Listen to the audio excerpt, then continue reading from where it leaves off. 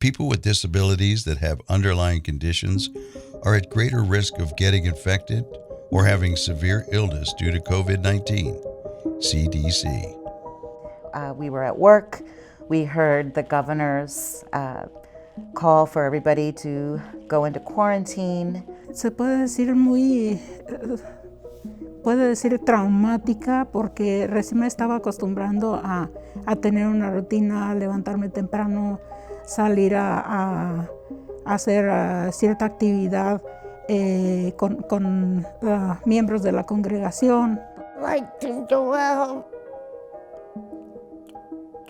and socialize. I'm a very big socializer. I like to go to school, church, movies, shopping, all the recreational things people do.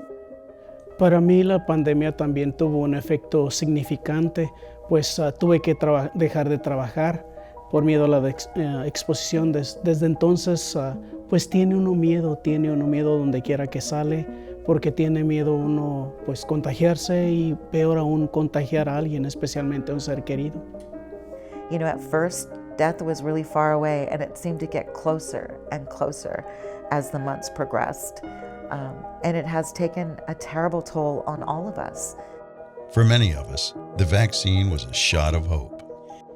It quickly became very obvious that the only real good, lasting solution to dealing with this pandemic was the vaccination process. Yo también tenía preguntas y miedos sobre cómo es algo nuevo, algo que nunca hemos experimentado. Empecé a dudar y me tomó tiempo aceptarlo, pero a través del tiempo vi cuán importante es protegerse y ponerse la vacuna. You know, the vaccine is really not new. The method of this mRNA vaccine technique was actually developed about 15, 20 years ago, so it's not new. And it's actually been used to develop other vaccines, like for the Ebola, for the Zika. One of the last year's influenza vaccines was made with the same technology. And a big part of this is taking the science and being able to communicate that science to people so that they can understand it and trust it. And we still don't know the long-term effects of the coronavirus. My name is Michael. I'm 45, served 23 years in the Marine Corps, and I am considered a COVID long hauler. I know there's a lot of information out there that is trying to make people be afraid of things that they don't necessarily understand. I know that there's a lot of people trying to dispel myths that are out there, that they're trying to push out there, that this is like not a real virus, that it's just some made up thing, and it's absolutely not. It affects everyone so differently. This disease seems very arbitrary and random on how it affects people. We see people that were really, really healthy end up in the hospital for days. And it almost killed me. Not just once, twice, but 3 times. Speaking as someone who's had it, you don't know from one day to the next if your disease is going to turn, if you're going to end up in the hospital. Well, for me, it was nothing much. I was like, okay, I'm going to get myself my COVID-19 vaccination.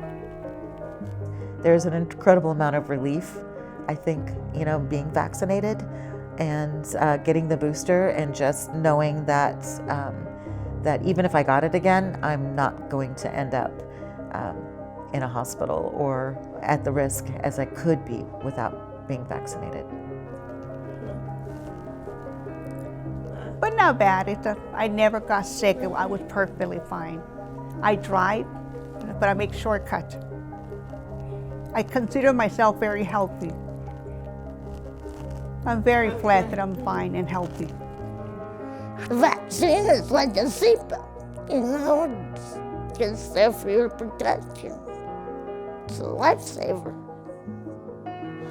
I'm not a doctor. I just know that I've talked to a lot of them and discussed the pros and cons of the vaccine and understanding what it is and what it really isn't and how it's been built. And it's something that everybody has to take their time to do research, make sure there isn't any extenuating circumstances for themselves that would preclude them from being able to get it or needing to get it. That I think that just everybody has to take their time and do their due diligence, and be ready to say, okay, this risk outweighs the risk over here, and do it, and it may save your life. Vaccines work. Keep yourself and your loved ones safe. Schedule an appointment today at myturn.ca.gov.